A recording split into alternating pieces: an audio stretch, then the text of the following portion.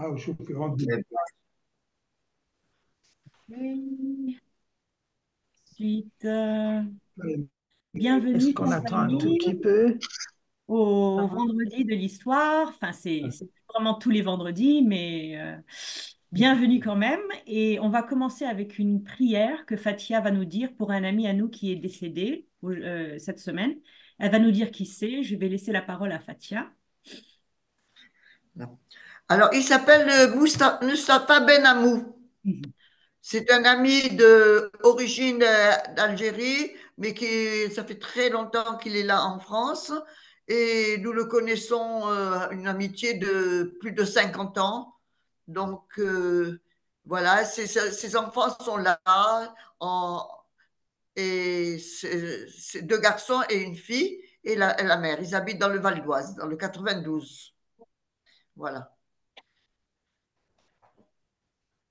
Ô toi, Seigneur indulgent, certaines âmes ont passé leurs jours dans l'ignorance, elles se sont égarées et rebellées, et pourtant, une seule vague de l'océan de ta clémence libérera toutes celles qui ont vécu dans le péché. Tu fais de qui tu veux un confident, et celui qui ne fait pas l'objet de ton choix est considéré comme un pécheur. Si tu devais nous traiter selon ta justice, nous ne serions que des pécheurs et mériterions d'être privés de toi. Mais si tu devais choisir la miséricorde, tout pécheur serait purifié et tout étranger deviendrait un ami aussi. Accorde ton pardon et ton indulgence et dispense ta miséricorde à chacun d'entre nous. Tu es le clément, l'omnipotent, celui qui donne la lumière. Abdul Baha.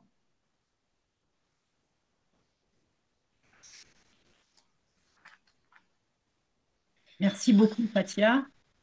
Nous nous rappellerons de notre ami dans nos prières cette semaine, les semaines qui suivent, et surtout pour sa famille.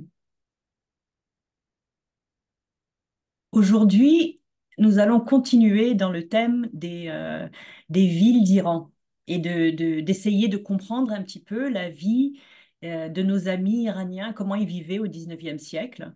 Et cet exposé, qui explore la manière dont un grand nombre de Juifs sont entrés dans la foi dans la ville de Hamadan, est un complément à l'exposé que nous avions vu les semaines précédentes sur une autre ville iranienne, la ville de Yazd, où un grand nombre de Zoroastriens étaient rentrés dans la foi.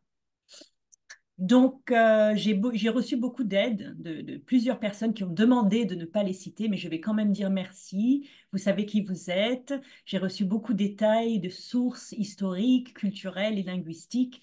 Merci infiniment, ainsi qu'un grand merci à Dr Moujan Momen pour m'avoir permis d'utiliser les photographies dans son merveilleux essai sur Hamadan dans son livre Les communautés bahaïs d'Iran, volume 2, le sud de l'Iran, une des sources principales pour cet exposé. Donc, voici mon arrière-grand-père, Zayn al-Abedin Ismail Hamadani, qui est devenu Baha'i à l'âge de 16 ans à Hamadan. Et il était dangereux pour lui de rester parce que sa famille était fanatique. Donc, il a quitté Hamadan immédiatement après sa déclaration et s'est installé en Égypte où il a exercé le métier de teinturier de tapis. Alors que j'étais enfant, j'ai souvent pleuré parce que j'ai pas rencontré le père de mon père, qui était un artiste, un peintre et un chevalier de Baha'u'llah. Et son père, Zayn al-Abedin, que vous voyez sur la photo, avait écrit à Abdul Baha pour lui demander quel nom il devait donner à son fils. Et Abdul Baha lui a dit, donne-lui mon nom, Abbas. Donc il a donné ce nom à mon grand-père, mais par respect pour Abdul Baha, mon grand-père n'a jamais utilisé ce nom et a préféré se faire appeler Fauzi.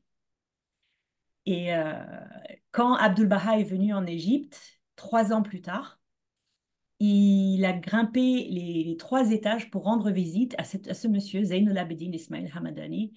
Et la famille a conservé des petits morceaux du tapis sur lequel Abdul Baha s'était tenu debout pour se souvenir de cet événement. Donc Hamadan, ça fait un petit peu partie de mon histoire personnelle et j'avais voulu comprendre un petit peu quelle est cette ville et comment la foi bahaï est arrivée. Alors on va commencer d'abord par placer Hamadan dans l'histoire. La province de Hamadan est une des régions les plus anciennes d'Iran et sa situation est stratégique.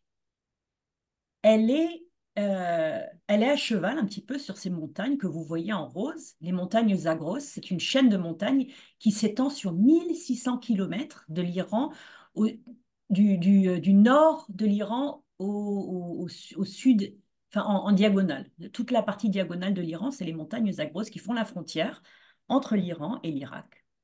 Et la province de Hamadan, en jaune, que vous voyez, se trouve sur le versant oriental des monts Zagros. Donc, elle bénéficie des pluies abondantes et de l'eau des rivières, et c'est un endroit idéal pour cultiver des céréales. La province de Hamadan est également située sur une ligne directe entre Téhéran et Bagdad, comme vous voyez sur la carte, vraiment à mi-chemin. Et c'est une des principales routes commerciales de l'Iran. Mais c'est aussi la route qui amène les pèlerins qui quittent l'Iran, les pèlerins chiites, qui quittent l'Iran pour aller en Irak, pour aller aux tombeaux que vous voyez ici, les 1, 2, 3, 4, les 4 villes saintes où il y a les tombeaux des grands imams. C'est le pèlerinage qu'on appelle Atabat, le pèlerinage chiite. Hamadan est une des villes les plus anciennes de tout l'Iran. Au au 7e siècle avant Jésus-Christ, elle s'appelait Ektaban, la ville des rassemblements. C'était la capitale de l'empire Mède. Les Mèdes étaient d'anciens Iraniens. Vous voyez un bijou en or de l'époque Mède ici. C'était des anciens Iraniens qui étaient originaires du nord-ouest du pays. Et ce sont eux qui ont fait de Hamadan une capitale importante. Au cours de sa glorieuse histoire, Hamadan aurait abrité le magnifique palais Haft Hessar, 7 murs, qui comptait 1000 pièces et rivalisait de luxe avec la tour de Babylone.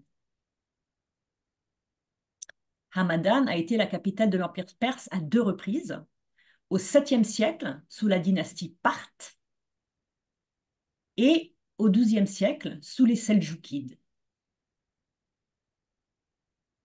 Le grand nombre de turcophones dans la région est dû au fait qu'au cours des siècles, Hamadan est passé plusieurs fois de l'Empire perse à l'Empire ottoman, vers l'Empire perse, encore vers l'Empire ottoman et ensuite en Iran. Le plus grand titre de gloire pour Hamadan est peut-être d'avoir abrité pendant des décennies, puis d'avoir abrité la tombe d'Avicenne. Alors, Avicenne est la personne la plus importante qui vient de Hamadan. C'est un polymathe persan, considéré comme l'un des plus grands médecins, astronomes, philosophes et écrivains de l'âge d'or de l'islam. Ibn Sina, c'est son nom à l'origine, Avicenne est une corruption de Ibn Sina, était également considéré comme le père de la médecine moderne et le philosophe le plus influent de l'ère prémoderne. Donc Hamadan se trouve sur la route de la soie et a donc connu une grande prospérité au cours des siècles. 19e siècle, Hamadan est devenu célèbre pour ses tanneries de cuir et s'est transformé en un centre de commerce de marchandises, particulier des textiles qui entraient en Iran en provenance de Bagdad. L'influence turque était très forte et la tribu des Karakzoulous dominait Hamadan sur le plan social et politique. Le début du XXe siècle a été une période très difficile pour Hamadan. De 1907 à 1911, la ville a été impliquée dans la rébellion du jeune frère du Shah. Puis ensuite, quelques années plus tard, pendant la Première Guerre mondiale, Hamadan a été occupé d'abord par les Russes, ensuite par les Turcs et finalement par les Britanniques. Hamadan comptait à peu près 30 000 habitants en 1868, 50 000 en 1905 et plus de 100 000 en 1956. Puis 550 000 en 2016, une explosion au XXe siècle. Hamadan compte une importante et très ancienne population juive installée dans la région depuis des millénaires. Et nous étudierons cette histoire un petit peu plus en détail plus tard, mais selon certaines autorités juives, Hamadan est mentionné dans la Bible, dans le livre d'Esther, dans le chapitre 1 et 2, sous le nom de Shushan, la capitale des Mèdes, le royaume gouverné par Assuérus. Les tombes de Mardoché et de sa cousine Esther, deux personnages bibliques du livre d'Esther, qui avaient vécu il y a 1600 ans, sont tous les deux enterrés à Hamadan. Donc maintenant qu'on a une petite idée de Hamadan en tant que ville au cours des siècles, on va voir un peu les origines de la foi bahaï à Hamadan. Haji Mullah Youssif, du village voisin de Hamadan qui s'appelle Garik Chahi, rencontre le Bab lors de son pèlerinage à la Mecque et il devient Babi. Lorsqu'il revient à Hamadan, il fut très probablement le premier à apporter la nouvelle du message du Bab dans la ville. Lorsque Haji Mullah Youssouf revient à Hamadan, il convertit son frère, Mullah Agha Baba, qui vivait à Hamadan même, et qui mourra en martyr plus tard avec son fils Mullah Abdullah à Sheikh Tabarsi. Lorsque Tahéré a été extradée d'Irak et envoyée en Perse en 1847, elle a voyagé très lentement et elle a enseigné la foi babi dans toutes les villes et tous les villages entre l'Irak et Razvin. Et quand elle s'est arrêtée à Sahni, un village situé à environ 80 km de Hamadan, toute la population du village est devenue babi.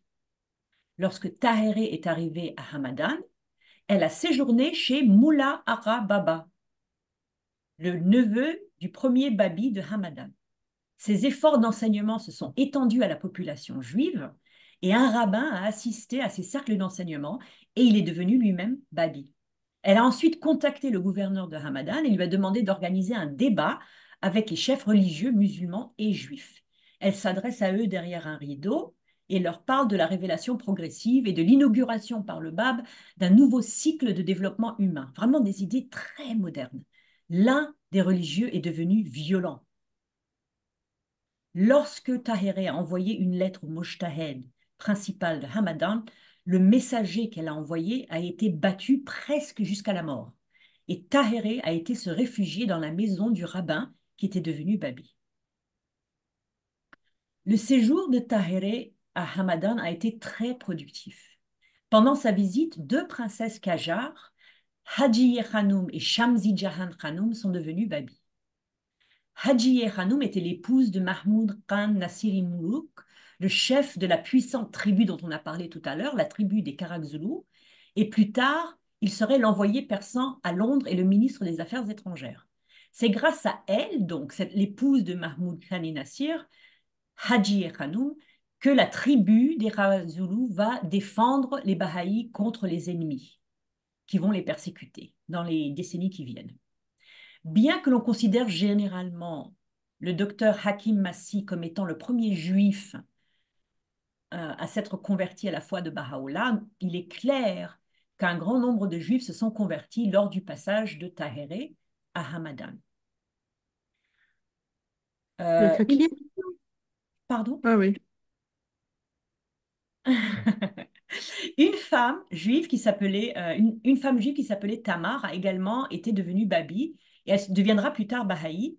Et une de mes amies les plus proches, Behin Newport, est l'arrière-arrière-petite-fille de Tamar, qui a été convertie par Tahéré. Et donc, ses petits-enfants sont 8e génération Baha'i.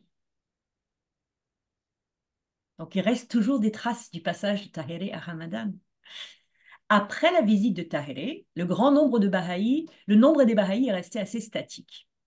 Il n'y avait pas vraiment de communauté en tant que telle, et les croyants individuels n'avaient pas de contact régulier les uns avec les autres jusqu'à ce que, vers 1863, deux frères, Ara Mohamed Javad et Ara Mohamed Bakir, marchands de Narak, quittent le Kachan pour venir s'installer à Hamadan. Et leurs maisons sont devenues un centre pour la communauté, un point de rencontre pour les Bahaïs et un centre pour la propagation de la foi, ainsi qu'une base pour les Bahaïs qui visitaient la ville. Comme on a vu, Hamadan était dans un axe de circulation très important, donc les gens passaient souvent par là. Seyyid Ahmad Naraki et son épouse Sakineh Khanoum se sont également installés à Hamadan à cette époque, et Sakineh Khanoum avait une réputation comme étant une femme exceptionnelle. une des merveilles de son époque, connue pour sa piété et sa dévotion. Donc on voit que des babis, puis maintenant des Bahaïs commencent à s'installer à Hamadan qui sont extrêmement approfondis et la ville va renaître au niveau de la foi. Presque tous les Bahaïs qui vivaient à Hamadan sont devenus, les babis qui vivaient à Hamadan sont devenus Bahaïs lorsque Baha'u'llah a fait sa proclamation. Mais la communauté de Hamadan restait relativement petite. Avant les années 1880, un historien bahaï recensait 20 Bahaïs à Hamadan, 2 femmes et les autres des hommes, dont 8 n'étaient pas originaires de Hamadan, ils venaient d'autres parties de l'Iran. Ensuite, avec la forte expansion des années 1880, Hamadan est passé d'un nombre les plus faibles de Bahaïs par rapport à la population en 1877 à l'une des proportions les plus importantes de Bahaïs par rapport à la population en 1907. Presque 10% de la population était Bahaï. Il y avait environ 5000 Bahaïs en 1907. C'est une explosion. L'historien Fazil Mazindarani estime que la population Bahaï de Hamadan est passée à 6000 personnes en 13 ans, entre 1907 et 1921. Et voici l'histoire de cette croissance. Donc là, pour la partie 3, on va regarder la culture juive et la persécution des Juifs sous la dynastie Kadjar en Perse. Parce qu'il faut qu'on comprenne un peu d'où viennent les Juifs pour qu'ils deviennent Bahaïs. C'est-à-dire, qu'est-ce qui les a poussés à devenir Bahaïs. Donc, on va regarder ça un petit peu brièvement. Donc, il convient de noter d'abord qu'il y a à peu près 3 grandes catégories de Juifs. Les Juifs ashkénazes, qui constituent la diaspora juive d'Europe et parlent le yiddish, un mélange d'allemand et de hébreu, qui sont en bleu sur la carte. Les Juifs séfarades, qui sont des Juifs hispaniques de la péninsule ibérique, qui parlent l'hébreu, l'espagnol et le ladino, un mélange d'hébreu et d'espagnol, qui sont indiqués en rouge sur la carte. Et les Juifs Mizrahi, qui sont les descendants des communautés juives du Moyen-Orient et de l'Afrique du Nord, qui s'étendent du Maroc jusqu'à l'Iran, en passant par tous les pays intermédiaires, et tels que l'Égypte, le Liban, le Yémen, l'Irak, l'Iran. Et ils parlaient traditionnellement le djouhouri et le boukourian, un mélange de persan et d'hébreu incompréhensible pour tout autre juif. Donc chacune des populations juives a leur propre dialecte. Dans la Perse du milieu du XIXe siècle et ailleurs, aucun juif ne pouvait se tourner vers un chemin spirituel pour une recherche indépendante de la vérité. Il n'y avait pas d'autre religion viable pour eux que le judaïsme. Si par exemple ils voulaient plus de liberté avec moins de contraintes imposées par les lourdes traditions juives, le christianisme n'était pas une option pour eux. Ils n'avaient pas accepté Jésus-Christ comme leur roi, leur seigneur et leur sauveur parce qu'ils le considéraient comme un pauvre et que selon leur conception juive, il ne répondait pas aux attentes du Messie énoncées dans la Torah. Bien que certains juifs se soient convertis à l'islam, pour la plupart d'entre eux, ce n'était pas une option, parce que l'islam était la religion de l'oppresseur pendant 13 siècles, à partir du ministère du prophète Mohammed. Dès le début de l'islam, les musulmans ont persécuté les juifs. Donc, ils ne pouvaient ni devenir chrétiens, ni devenir musulmans. Donc, s'il y avait des juifs qui étaient spirituellement curieux, ils n'avaient nulle part où se tourner. Au milieu et à la fin du XIXe siècle, lorsque la foi babi et puis la religion bahaï sont arrivées à Hamadan, il y a eu une solution parfaite pour les juifs spirituellement curieux de la ville. Ils pouvaient accepter Baha'u'llah comme le Messie promis. Ils pouvaient accepter le petit nombre de traditions et de lois bahaï beaucoup moins lourdes que la tradition juive. Et les Bahaïs n'étaient pas les oppresseurs des Juifs, contrairement aux musulmans. C'est au cœur de la raison pour laquelle tant de Juifs persans de Hamadan sont devenus Bahaïs. Au début de la dynastie Qajar, les Juifs avaient collaboré avec les Qajars. Mais les lois anti-juives des chiites ont finalement été rétablies et au cours des 3 premières décennies du XIXe siècle, les observateurs occidentaux, tels que le rabbin David Hillel et un missionnaire judéo-chrétien nommé Stern, ont assisté à des conversions forcées à l'islam et des rétractations répétées. Au milieu du XIXe siècle, J.J. Benjamin, un historien et voyageur juif roumain, décrit la vie quotidienne des juifs persans. Ils sont obligés de vivre dans une partie séparée de la ville, car ils sont considérés comme des créatures impures. Les garçons et les foules les bombardent de pierres et de saletés. Si un juif est reconnu comme tel dans les rues, il est soumis aux pires insultes.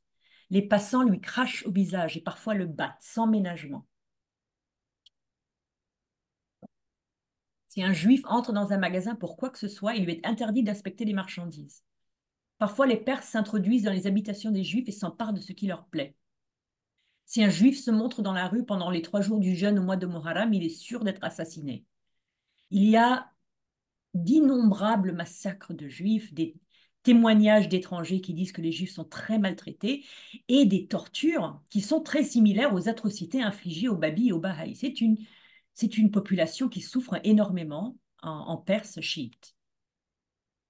Poussés par les persécutions, des milliers de Juifs ont émigré en Palestine à la fin du XIXe siècle et au début du XXe, mais pour beaucoup de ceux qui ont choisi de rester en Perse se sont installés à Téhéran pour être plus proches du Shah et bénéficier de sa protection. Donc voilà la situation des Juifs.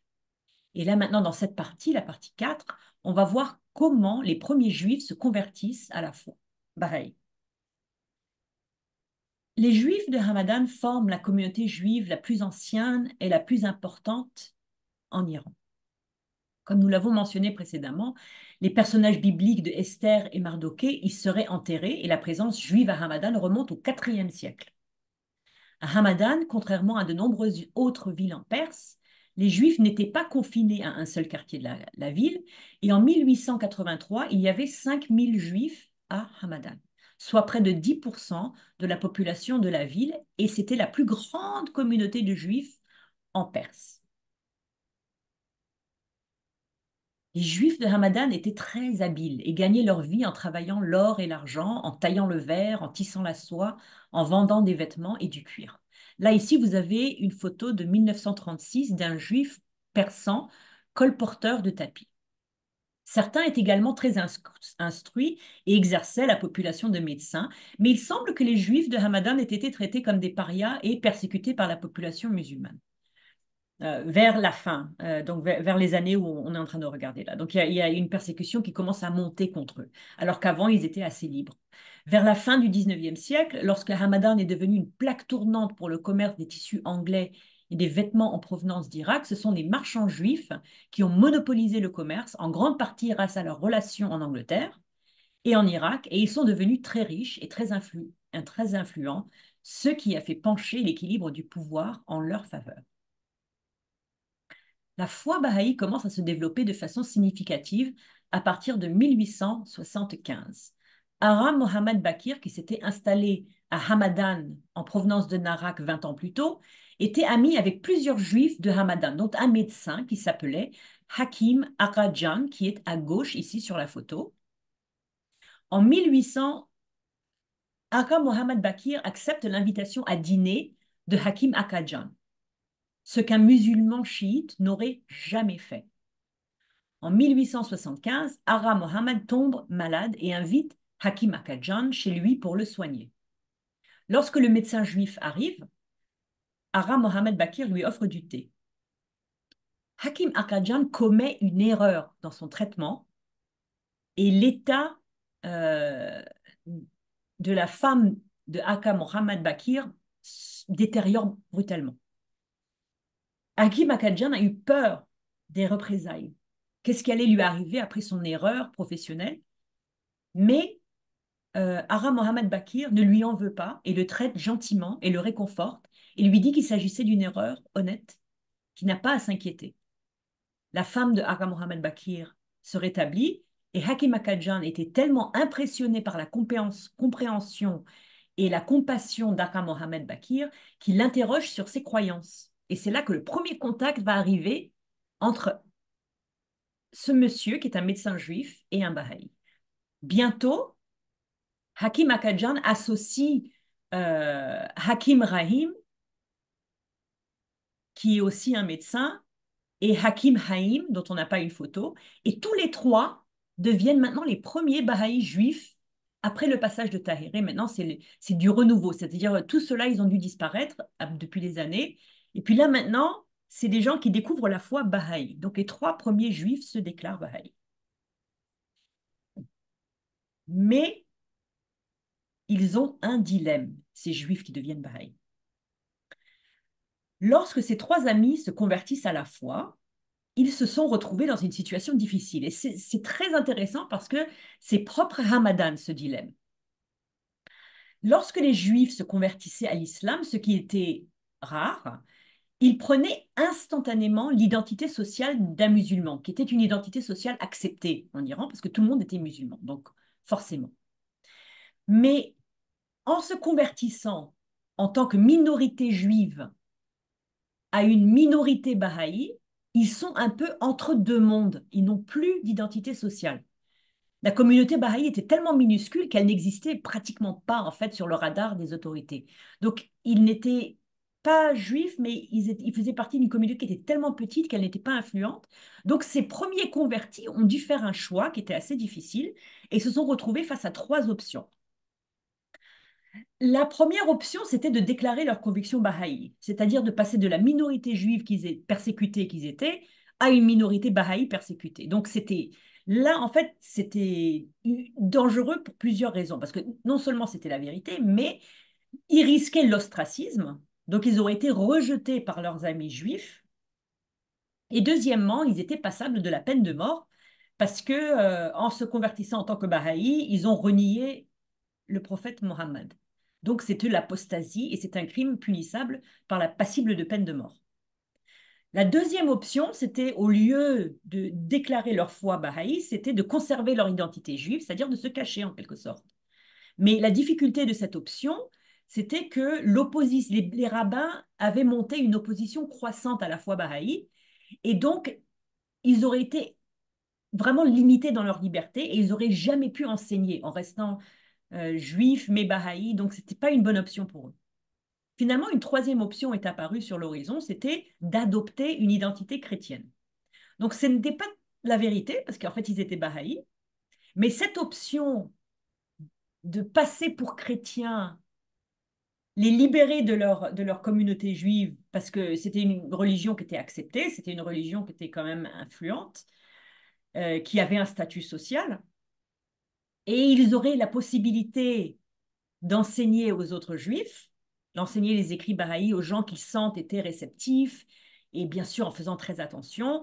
Et ils n'auraient pas besoin de subir les conséquences associées aux 2 autres options, de prétendre qu'ils étaient encore juifs ou de se déclarer ouvertement bahaïs. Donc, ils ont commencé à s'associer avec une mission chrétienne qui était organisée par un pasteur qui s'appelle le pasteur Shimoun. Donc, il a été envoyé à Hamadan en 1875 par les Américains, les protestants américains, et il était chargé de mettre en place une mission chrétienne pour servir les Arméniens chrétiens dans la région de Hamadan. Et les Juifs bahaïs ils se sont associés un petit peu à lui pour pouvoir être plus libres et pour pouvoir enseigner la foi. Donc, pour eux, à l'époque, comme la foi n'avait pas encore, c'était vraiment les débuts de la foi, hein, les 10 premières années de la foi, il n'y avait pas vraiment des communautés en tant que telles, avaient été faites de 19 jours. Donc on est vraiment entre deux mondes là. Et pour eux, de ce qu'ils comprenaient de la foi, il n'y avait pas vraiment une grande opposition, une contradiction de passer pour chrétien tout en étant bahaï. Donc ils ont commencé à avoir des conversations avec tous leurs amis, avec leurs familles, en particulier les jeunes, ils ont commencé à parler des enseignements de la foi. Et ils ont commencé à gagner des nouveaux convertis parmi les juifs qui sont devenus bahaïs de plus en plus. Et il y avait, en fait, ils se sont rendus compte qu'il y avait une dissatisfaction, surtout parmi les jeunes, des rigidités des traditions juives. Et donc, c'était comme rafraîchissant pour eux de découvrir une religion où ils pouvaient être spirituels, prier, louer Dieu, mais ne pas avoir toutes ces traditions. Donc, partie 6, croissance et opposition. Peu à peu, le nombre de juifs convertis à la foi bahaï devient important. Et leur foi est confirmée par d'éminents voyageurs bahaïs, dont la main de la cause Ibn Azdak en 1878, Sheikh Mohammadi Arabi de Bagdad en 1881. Hakim Akajan enseigne la foi à sa famille nombreuse. Touba Hanoum devient aussi bahaï, ainsi que son père, ses 8 sœurs, ses 2 frères et toute leur famille. Donc, un grand nombre de juifs. Et là, vous avez des mains de la cause, vous avez le traducteur de Abdul Baha qui était là, ensuite Martha Root en 1930 et Keith Ransom Keller en 1932. La communauté continue de croître. Vers 1878, Hakim Akadjan décide de proclamer ouvertement la foi bahaï dans l'une des synagogues de la ville, où il accomplit une partie du Shabbat et lit la Torah. Un samedi, il se lève et il demande: ne vous ai-je pas servi jusqu'à présent? As-tu observé autre chose de ma part que la vérité et la sincérité? La congrégation accepte et Hakim Akadjan continue: aujourd'hui, je vous apporte une bonne nouvelle, celle de l'apparition du Messie promis. J'ai découvert, après enquête, que les apparitions de Jésus-Christ et de Mahomet venaient vraiment de Dieu.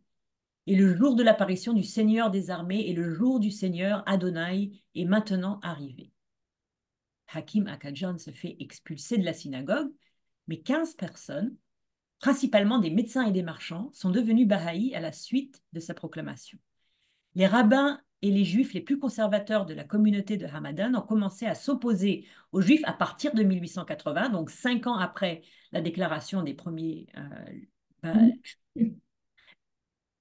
Et ils s'opposent aux Bahaïs en se plaignant qu'ils ne sont pas soumis à des restrictions alimentaires et qu'ils peuvent manger la même chose que les musulmans, des plaintes qui offusquent les musulmans.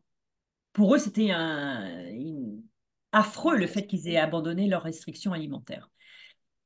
Donc, dans les années 1880, certains juifs de Hamadan qui avaient subi des injustices sont devenus bahaïs afin d'être protégés par les juifs convertis les plus influents. Parce que de plus en plus de juifs riches et éduqués et influents deviennent bahaïs, et donc les gens maintenant se tournent vers la foi bahaï pour bénéficier de leur protection. Entre 1880 et 1882, un grand nombre de juifs de Hamadan deviennent bahaïs, tout en s'identifiant extérieurement comme chrétiens. Toujours cette histoire. Le pasteur Shimoun est ravi, lui il pense qu'il a des nouveaux chrétiens dans sa congrégation, il écrit des rapports élogieux à ses supérieurs et les Américains commencent à venir visiter Hamadan où il y a tellement de juifs qui deviennent chrétiens. En 1883, lorsque le pasteur Shimoun se rend compte quand les juifs de Hamadan sont devenus chrétiens pour cacher leur identité bahaï, il demande directement aux juifs convertis s'ils étaient chrétiens ou bahaïs. Tous les juifs convertis, à l'exception de Hakim Haïm, se déclarent bahaïs et la plupart d'entre eux cessent d'assister au service chrétien. Et là, maintenant, on va voir que la communauté bahaï en tant que telle va commencer à se développer parce qu'ils ne peuvent plus se cacher. À cette époque, il y avait à peu près 50 bahaïs à Hamadan. Donc, c'est là que quelque chose de très intéressant va se passer, c'est la visite de Mirza Abul Fazl.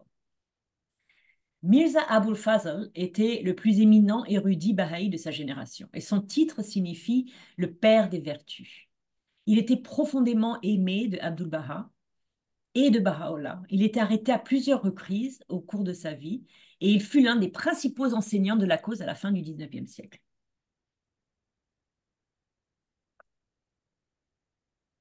C'est lors de la visite de Mirza Abul Fazl à Hamadan en 1887-1888 que la situation entre les missionnaires chrétiens et les juifs s'envenime. Mirza Abul Fazl, comme à son habitude, était arrivé à Hamadan et s'était installé dans un collège religieux pour s'entretenir avec des religieux et des étudiants. Un Baha'i le reconnaît, l'invite chez lui. Les Baha'is sont tellement nombreux à venir le voir qu'il doit aller dans une autre maison. Et puis ensuite, il déménage dans un caravansérail pour pouvoir rencontrer plus facilement des musulmans et pas seulement des juifs. Mirza Abul Fazl est temporairement expulsé de la ville par le gouverneur à la suite d'une plainte. Et il va revenir à Hamadan et passer plusieurs mois à Hamadan après son expulsion. Donc, quand il arrive et qu'il passe maintenant plusieurs mois à Hamadan, il va écrire un traité très important, un traité sur les traditions juives. Et c'est un traité qui va aider les Juifs à développer une identité bahaï. Il va vraiment aller en profondeur dans l'identité juive et ce que Baha'u'llah représente. Et ça va beaucoup aider les Juifs à se recentrer dans leur foi, en quelque sorte. C'est à la suite de la visite de Mirza Abul Fadl à Hamadan qu'il y a vraiment une rupture définitive entre les Bahaïs juifs, d'origine juive, et les missionnaires chrétiens. Les Bahaïs maintenant prennent fierté dans leur identité, comprennent leur identité, comprennent Baha'u'llah. Et après cette rupture, bien sûr, les missionnaires, eux, deviennent hostiles envers les Bahaïs et les accusent d'avoir été faux et trompeurs.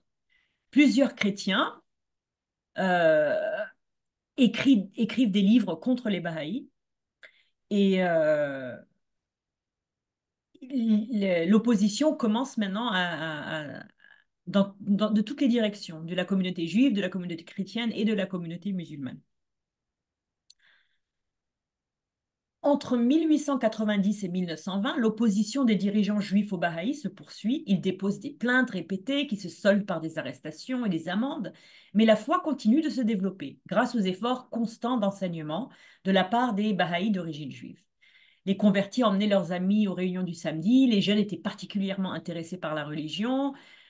Pendant plus d'un an, en 1887, le monsieur que vous voyez ici, Haji Mehdi Adjumand, un neveu de Hakim Akadjan, ont tenu une série de débats les samedis et le compte-rendu de ces débats est publié dans un livre de preuves bahaï intitulé Gulshan i Haqaiq.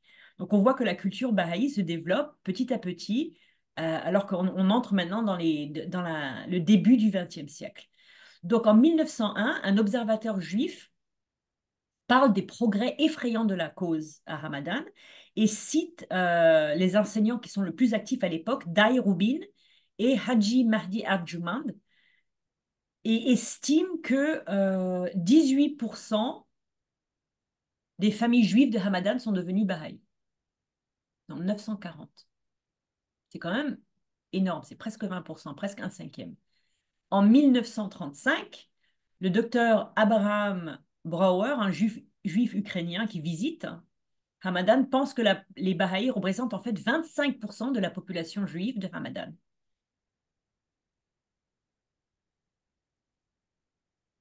Mais les Juifs ne sont pas les seuls à se tourner vers la foi en ce début du XXe siècle. Les musulmans aussi se convertissent à la foi. D'abord à la fin du XIXe siècle. Ici, c'est une photo d'un bazar persan à la fin du XIXe siècle. Donc les commerçants musulmans commencent à être très intéressés par la foi à Hamadan. Euh, et c'est des contacts qui se font dans le bazar. Aka Mohamed Bakir vendait des tissus de coton épais et des objets de cristal. Et quand ils se font arrêter, donc parmi les gens qui travaillent avec eux dans le bazar, ils voient leurs compatriotes se faire arrêter, se faire torturer, et ils commencent à s'intéresser à ce que leurs, euh, leurs amis sont en train de dire. Et ces tortures continuent, bien sûr, ces arrestations, et elles provoquent des questions dans la communauté musulmane. Donc, euh, attendez, une seconde. J'ai déjà dit ce qui est là. Pardon. Donc, les Bahaïs de Hamadan se font persécuter maintenant, comme on avait dit, par trois communautés religieuses, la communauté chrétienne, la communauté juive et la communauté musulmane. Et ils ont souvent été pris dans des jeux de pouvoir entre les rabbins, entre les chefs religieux chrétiens et entre les moullas et les olamas et les mujtahids. Donc à un moment donné, 30 Bahaïs ont été enfermés dans un bureau télégraphique, suppliant qu'on leur laisse la vie sauve, alors que certains d'autres ont été forcés à épouser des femmes musulmanes, d'autres ont été forcés de renier leur foi, d'autres ont été interdits de circuler dans la ville, d'autres ont été condamnés à des amendes. Donc, cette oppression, elle cherche à limiter l'expansion de la foi, mais ça se solde par en 1896, un Bahaï est carrément abattu dans le bazar de Hamadan. Donc, tout le monde voit ça. Et plus tard dans l'année, d'autres Bahaïs sont assassinés. Donc, vers la fin vraiment du 19e siècle, la situation devient très difficile pour les Bahaïs parce qu'ils se font constamment attaquer et sans raison. Par exemple, 12 Bahaïs qui assistaient aux funérailles d'un des premiers juifs convertis ont été arrêtés, emprisonnés et battus. Mais en parallèle à ça, plus on avance vers le début du XXe siècle, plus on voit des développements institutionnels. Donc, non seulement ils se font agresser de tous les côtés de façon qui semble un peu déraisonnée, décousue un petit peu, hein, comme on a vu dans la section qui est précédente, là maintenant, ils vont développer leurs institutions pour de vrai et vraiment développer une identité bahaï. En 1898, alors qu'ils sont en train d'être persécutés, la main de la cause Haji Amin, que vous voyez ici sur la photo, passe en visite à Hamadan et une assemblée consultative est formée qui deviendra plus tard l'assemblée spirituelle locale. Donc finalement, alors qu'on arrive à la fin du 19e siècle, ils ont finalement une institution qui va apporter une cohésion religieuse, une cohésion sociale à la communauté attaquée de tous les côtés, qui était cachée pendant des années. Et cette assemblée va prendre en charge l'administration des affaires de la foi dans la ville et va organiser plusieurs comités pour plein de choses différentes pour organiser les activités sociales des Bahaïs et de la famille pour la propagation de la foi et pour les services sociaux des Bahaïs qui ont besoin d'être autosuffisants. Hamadan devient une communauté dynamique. Là, vous voyez une partie de la communauté Bahaï de Hamadan qui s'est rassemblée pour célébrer des fiançailles en 1925. Une immense tablée, plein de gens, des femmes, des enfants, des jeunes, des, de tous âges.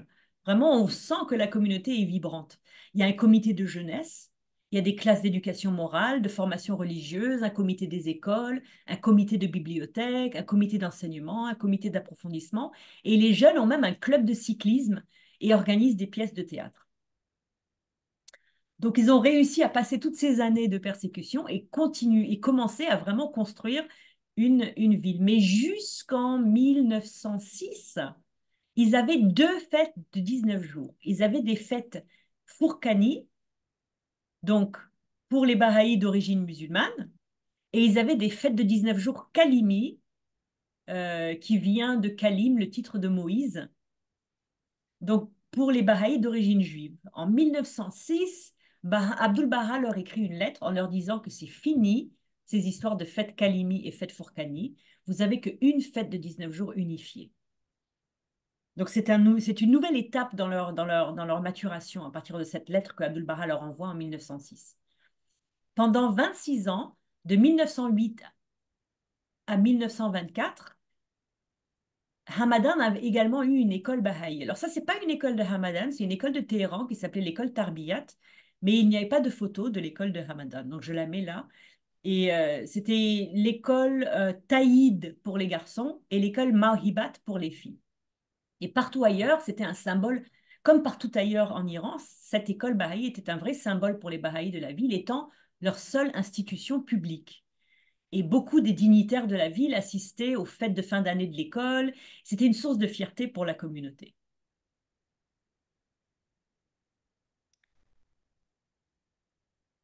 Et donc ça, c'est une toute petite histoire, mais c'est une de mes histoires préférées qui a à voir avec Hamadan. C'est l'histoire de Aboul Kazim I Hamadani. Vraiment une toute petite histoire. L'une des personnes qui vient de Hamadan, qui est le plus connu dans l'histoire bahaï, n'était en fait pas un bahaï. Son nom était Aboul Kazim Hamadani et c'était l'accompagnateur musulman que Baha'u'llah avait choisi pour voyager de Bagdad à Suleymaniye pour sa retraite de la communauté pendant 2 ans, après les activités de Mirza Yahya et Sayyid Mohammadi Esfahani. Et donc, c'est Aboul Kazim qui l'avait accompagné. Et Aboul Kazim était, il traversait la frontière entre l'Irak et l'Iran. Il allait en Iran, il faisait du business, et puis il ramenait de l'argent, il ramenait des provisions à Abdul Baha. Et puis un jour, très tôt dans le séjour de Baha'u'llah dans le Kurdistan, Aboul Kazim Hamadani a été tué. Il a été tué, on pense, par des brigands. Mais avant de mourir, il a réussi à donner son nom et dire qu'il servait un derviche persan, Mohammad Irani, et ces paroles ont été rapportées dans un journal. Ce journal a fait son chemin à travers Bagdad et a atterri dans l'ambassade iranienne et sous les yeux de Abdul Baha et Mirza Moussa qui étaient en train de faire des démarches. Et ils ont lu cet article et ils se sont dit, mais ce derviche Mohammad Irani, ça ne peut être que Baha'u'llah. Et c'est comme ça qu'on a retrouvé Baha'u'llah. Parce que Aboul Kazim et Hamadani a été tué et ses paroles ont été euh, rapportées dans le journal. Et lui venait de Hamadan, mais il n'était pas Baha'i. Alors, là, on passe un peu dans l'histoire moderne de la ville de Hamadan. C'est intéressant qu'il y ait autant d'histoires de sept martyrs dans la foi bahaï. On a les sept martyrs de Yazd en 1891, les sept martyrs de Téhéran en 1850, il y a les sept martyrs de Hormozak en 1955, les sept martyrs de Yazd encore en 1981. Et aujourd'hui, on va regarder un petit peu les sept martyrs de Hamadan du 14 juin 1981. Donc, ces histoires de martyrs sont un petit peu difficiles. Il y a des descriptions de torture. La séquence est rouge. Si vous n'aimez pas ce genre de description, vous pouvez baisser le son. Et quand vous voyez la couleur normale des diapositives revenir, vous pouvez rallumer le son. Donc, les Bahaïs, bien sûr, ont été continuellement persécutés de mille façons inhumaines à Hamadan depuis la naissance de la foi. On a vu ça déjà dans cette présentation, mais pour cette section, je vais me concentrer sur le pouvoir d'une seule histoire, l'histoire qui raconte la souffrance d'un peuple en entier. C'est l'histoire de la vie et de la mort des sept martyrs de Hamadan, recueillis à partir de documents officiels, de leurs lettres personnelles et d'articles dans les journaux qui proviennent de sites bahaïs comme The Archives of Baha'i Persecution in Iran, les archives de la persécution bahaï en Iran, un site internet dédié à la persécution des bahaïs en Iran. En janvier 1981, sept bahaïs de Hamadan ont été arrêtés pour avoir siégé à l'assemblée spirituelle locale de Hamadan. La communauté bahaï d'Iran écrit une lettre au Conseil judiciaire suprême pour lui demander un procès équitable. Les sept bahaïs emprisonnés, connus sous le nom plus tard de sept martyrs de Hamadan, étaient le docteur Firouz Naimi, né à Ishkabad dans le Turkménistan, un médecin spécialisé dans l'éradication du paludisme et un membre de l'assemblée spirituelle locale de Hamadan. Il avait 46 ans. Le docteur Nassir Vafaï, né à Hamadan, il était médecin et aussi membre de l'assemblée locale, il avait 50 ans. Tarazullah Hossein est né au Kashan et s'est rendu à Hamadan où il est devenu membre de l'assemblée locale pendant 25 ans, soit près de la moitié de sa vie. Et il a été arrêté et emprisonné à plusieurs reprises tout au long de sa vie pour de courtes périodes. Il avait 54 ans. Mohammad Habibi était né à Hamadan. Pendant plusieurs années, il avait vécu avec sa famille dans le bâtiment à côté du centre Baha'i de Hamadan pour pouvoir s'occuper des affaires de la bibliothèque Baha'i et remplir ses fonctions de membre de l'assemblée locale. Il avait 48 ans. Mohammad Bakir Habibi est aussi né à Hamadan. Dans sa jeunesse, il est renvoyé de l'école secondaire pour avoir enseigné la foi. Il termine ses études secondaires dans une autre école, puis il se rend dans deux autres villes où sa vie est menacée. Euh, L'assemblée spirituelle locale de Hamadan lui demande de revenir. Il est élu dans l'assemblée et au moment de son exécution, il avait 49 ans. Hossein Moutlak est né à Kashan et a travaillé à Téhéran pendant 20 ans avant de s'installer à Hamadan, où il était également membre de l'assemblée locale. Il avait 45 ans. Et finalement, Hossein Khandil, qui était né à Hamadan et avait commencé à travailler dans le magasin de son père après avoir terminé ses études secondaires.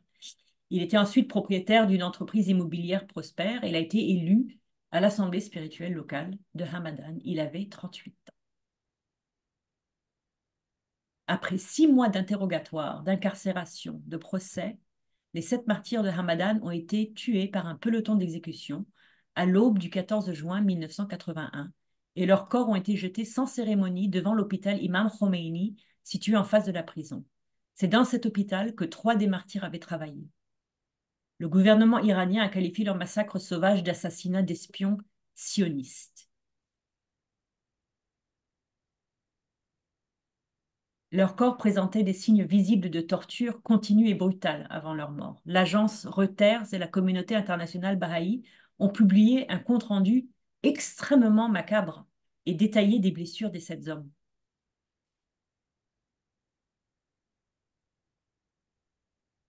Je peux pas. Je peux pas dire ça. C'est trop dur. Je peux pas. Je suis désolée. Le niveau de cruauté barbare exercé sur ces pères et maris innocents, dévoués et orientés vers le service est tout simplement choquant. Les 7 martyrs ont eu droit à des funérailles bahaïs en présence de leur famille et d'une foule de 2000 personnes en deuil à Hamadan. Le lendemain de leur martyre, la Maison universelle de justice avait envoyé un câble à toutes les assemblées spirituelles nationales. C'est avec le cœur brisé que nous partageons la nouvelle que 7 membres de l'assemblée spirituelle locale de Hamadan sont tombés en martyrs après avoir été torturés. L'exécution à l'aube du 14 juin, avec l'approbation du Conseil judiciaire suprême, sur des accusations forgées de toutes pièces, ce nouveau coup dur est une nouvelle étape dans le programme de persécution des adversaires traditionnels qui déracinent la foi dans le pays où elle est née.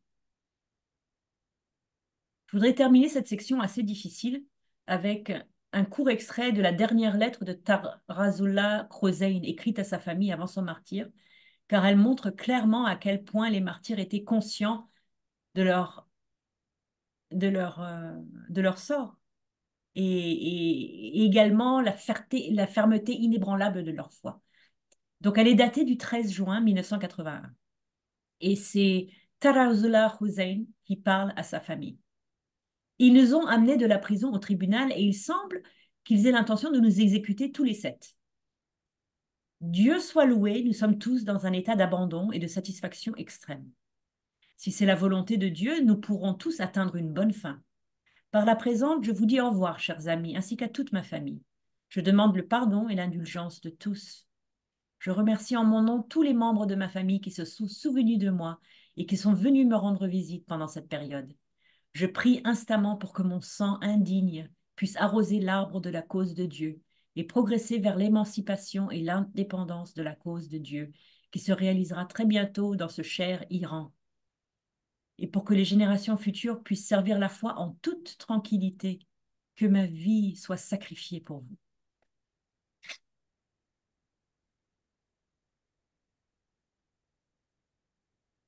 Alors, je vais vous laisser avec un joli épilogue qui pourra finir cette causerie. C'est le décès de la main de la cause Mullah Sadiq Muqaddas, Ismahullah Azdak, et aussi son nom. Mullah Sadiq est né à Mashhad, dans le nord-est de l'Iran. Il a reçu une éducation religieuse. Il a rencontré le Bab en 1843 à Shiraz. Il est devenu babi immédiatement. Au cours de sa vie, il a été rapidement connu sous le nom de Mullah Sadiq Muqaddas, Muqaddas signifiant le saint, en raison de sa piété, mais aussi sous le nom de Ismullah Azdak, le titre que lui a donné Baha'u'llah qui signifie le nom de Dieu le plus véridique. Le Bab demande à Mullah Sadiq d'ajouter un verset à la prière de congrégation à Shiraz, donc il le fait, et il a été accusé de blasphème. Et lui et Koudous ont été arrêtés, déshabillés, fouettés, on a brûlé leurs barbes, ils auront passé un cordon dans le nez, enfin bon, sauvagerie, et ils ont été expulsés de Shiraz. Mullah Sadiq s'est rendu à Yazd, s'est rendu à Kirman, il a voyagé dans le Khorasan, et puis après il a rejoint Mullah Hussein à Mazandaran. Et il est l'un des seuls survivants le soulèvement de Sheikh Tabarsi, un des seuls à avoir survécu. Il avait un style d'enseignement très intéressant. En 1860, Mullah Sadiq rencontre Baha'u'llah à Bagdad et il va rester plus d'1 an là-bas, en compagnie de Baha'u'llah. Euh, Abdul Baha voit Mullah Sadiq enseigner la foi avec grande douceur à un prince très arrogant et maîtriser ce prince en 15 minutes, juste avec sa gentillesse et sa douceur. Et comme Abdul Baha le décrit, il dit, comme enseignant de la foi, il parlait avec une telle éloquence et un tel pouvoir extraordinaire que ses auditeurs étaient conquis avec grande facilité. Mullah Sadiq enseignait toujours dans un état de joie et d'allégresse. Il répondait très gentiment aux questions et agréablement, quelle que soit la colère ou la passion de son interlocuteur. Il est arrêté en 1861 et envoyé à Téhéran, où il est emprisonné pendant 2 ans dans le Siachal. Et c'est lui qui enseigne la foi à Hakim Masih, un médecin juif qui soigne son fils. Après sa libération, et donc ici vous voyez Hakim Masih, c'est son médecin qui l'a soigné. Et ici vous voyez le donjon de la Siachal, qui était un réservoir d'eau d'un des bains publics de la ville avant. C'est pour ça que c'est tellement humide à l'intérieur. Donc après sa libération, Molla Sadiq enseigne la foi à Téhéran, et puis ensuite il va dans le Khorasan, il retourne à Téhéran, et c'est lui qui va aider à garder cachée la dépouille sacrée du Bab dans une cachette, d'une cachette à une autre. Et il revient dans le Khorasan. Ensuite, en 1874, il va à Akka pour rencontrer Baha'u'llah. Il reste en Terre Sainte pendant 4 mois. Et quand il quitte la Terre Sainte, il passe par Mossoul et Bagdad en Iran en enseignant constamment la foi. Et il arrive finalement à Hamadan. Et c'est là qu'il va décéder. Il va décéder d'une mort très douce à Hamadan. Il arrive à Hamadan complètement épuisé, mais son esprit brille comme toujours. Il reste 12 jours à Hamadan. Le dernier jour, Moula Sadiq demande ses vêtements, les plus beaux et les plus chers, se baigne avec de l'eau de rose, s'habille et se parfume lui-même, et demande à être laissé seul pendant 1 heure.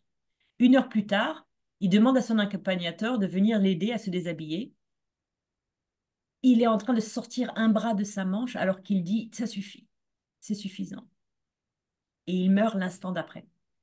Molla Sadiq était mort dans la paix et la sérénité, libéré des épreuves d'une vie si difficile au service de la foi, qu'il avait supporté avec un acquiescement radieux, et il meurt dans cette ville qui a fait partie de l'histoire de la foi, depuis ses débuts.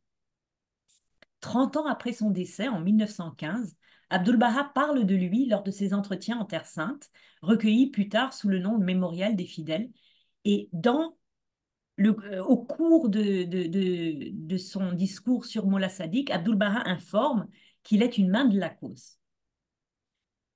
Donc les derniers mots de cette présentation reviennent à Abdu'l-Baha. C'est sa prose lyrique et inimitable du mémorial des fidèles. C'est les derniers paragraphes de la section sur Ibn Azdak. C'est son fils Ibn Azdak qui était aussi main de la cause. Donc, c'est l'histoire de la mort de Moula Sadiq racontée par Abdul-Baha. Il était comme une mer houleuse, un faucon prenant son essor. Son visage rayonnait, sa parole était éloquente, sa force et sa ténacité renversantes. Quand il ouvrait les lèvres pour enseigner, les preuves se déversaient. Quand il chantait ou priait, de ses yeux des larmes coulaient comme un nuage de printemps. Son visage était lumineux, sa vie était spirituelle, ses connaissances à la fois acquises et innées, et céleste était son ardeur, son détachement pour le monde, sa droiture, sa piété et sa crainte de Dieu. Le tombeau de Ismoula est à Hamadan. Plusieurs tablettes ont été révélées pour lui par la plume suprême de Baha'u'llah, y compris une tablette spéciale de visitation après son décès. Il fut un grand personnage, parfait en tout.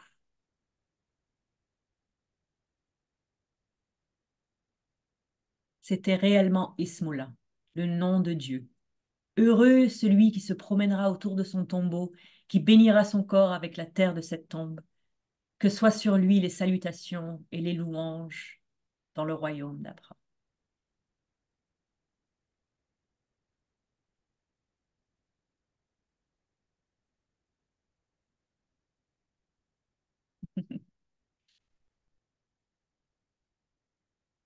Indéniable. Merci beaucoup, Violetta. De rien, c'est Merci. un petit côté un petit peu pas très connu de la foi, l'histoire des Juifs de Hamadan. Oui.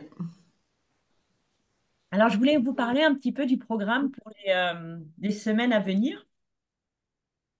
Euh, la prochaine causerie sera sur Mirza Abul Fazl, mais ce sera en mars, parce que j'ai besoin de temps, elle est très très longue.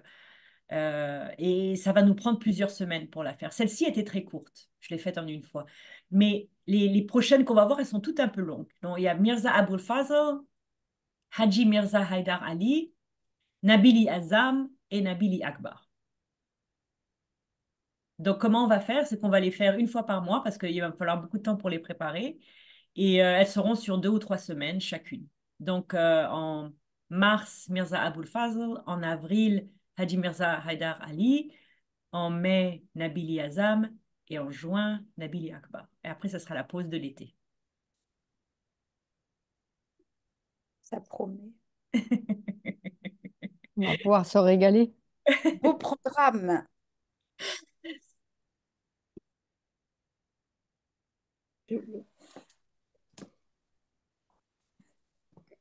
Violette. OK. Est-ce Violette, elle veut Violette. poser une question. Oui, oui. Oui. Allez. Non, je voulais dire que les descendants de Hakim Massé sont dans ma communauté. C'est vrai. Ben oui. C'est génial. Et Paul Hakim est un descendant aussi. Paul et Oh, Christine Hakim sont descendants. d'accord. Pour ça qu'ils ont le même nom. C'est pas- Oh, c'est merveilleux. Ah, super. Et j'ai toute l'histoire de la famille Hakim et de la famille Abramov, qui est la famille qui s'est mariée avec la famille Hakim et qui ont tous les deux sauvé le corps du gardien, du barbe, et jusqu'à l'année à Haïfa, quoi. Les deux Waouh. familles. Mm. Oui, il y aurait beaucoup plus à dire sur les contributions des Juifs qui sont devenus Bahaïs. Ils ont vraiment porté la foi sur leurs épaules, hein. Ce sont devenus Oui. vraiment des membres de communautés du monde entier, très, très précieux et avec un esprit vraiment. Peut-être que c'est toutes ces persécutions dans leur histoire. La communauté juive a vraiment souffert. C'est-à-dire, on oublie, parce qu'on est Bahaï, on pense tout le temps à nos martyrs et mais quand on pense que les Juifs, ça fait des millénaires qu'ils souffrent. Donc, Ça, oui. c'est vraiment, c'est important d'honorer ça, d'honorer leur place dans notre foi. Mm. Très émouvant. Ben, tu sais, le martyr des Juifs à travers l'histoire. Hein, Aura? Ouais. Violette, Son micro est fermé, hein. Oui, voilà, ça y est. Oui, Violette, Violetta, Oui, Violetta, c'est Paul. oui, Paul, ça va mon amour? Tu vas bien? Ça va très bien, merci.